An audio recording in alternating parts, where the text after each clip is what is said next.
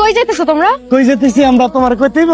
তোরে জিজ্ঞেস করছি, রাতুল ভাইরে জিজ্ঞেস করছি। কই যাও রাতুল ভাই? কই যেতেছো তোমরা? তোমরা মানে কি? তোমরা মানে বহু বচন, এক বচন বহু বচন শিখছ নাই গাদা? তোরে কিছু জিজ্ঞেস করছি? রাতুল ভাই বলো না, কই যাইতেছো? বাজারে যাচ্ছি। তাইলে আমার জন্য মেহেদি আর চুড়ি নিয়ে আইসো। এইটা দেন, নীলটা বাদ দেন, বিলটা করে দেন ভাইয়া। বিল দেওয়া লাগবে না, টাকা দেওয়া লাগবো না কে? আপনার চাচা দিয়ে দিয়েছে। দেখে আজকে কল দিতে ভুলেই গেছি। সুযোগ পাইনি, সবাই আমাকে ঈদে জামা কাপড় কিনে দিছে মা। এই প্রথম এতগুলো মানুষ আমাকে ঈদে জামা কাপড় কিনে দিল, আমার আত্মীয়, আমার রক্তের মানুষ। আমিও কিনে দিছি। তুই দিলি মানে? তুই টাকা পেলি কোথায়? আমার একটা টাকাও দিতে হয় নাই, ছোট চাচা দোকানদারকে আগেই টাকা দিয়ে রাখছিল। তুই না বললি উনি তোকে দেখতে পারে না?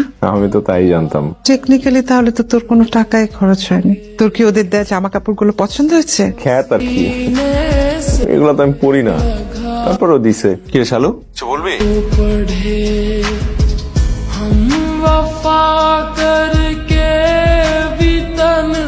পছন্দের প্রশংসা কিন্তু করতে হইব ভাই। তোর শার্টটা যা হইছে রে ভাই, সেই আমার কোন শার্ট? কেন শালু দেয় নাই তোরে?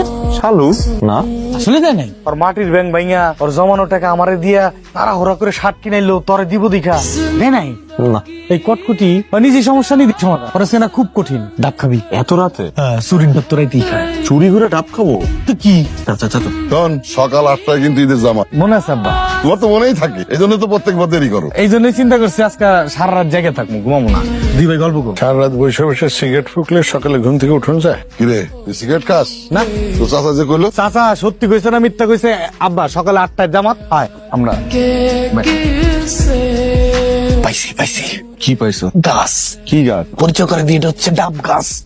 আমি কখনো গাছে উঠিনি, আমি গাছে উঠতে পারি না। খোঁজ কি?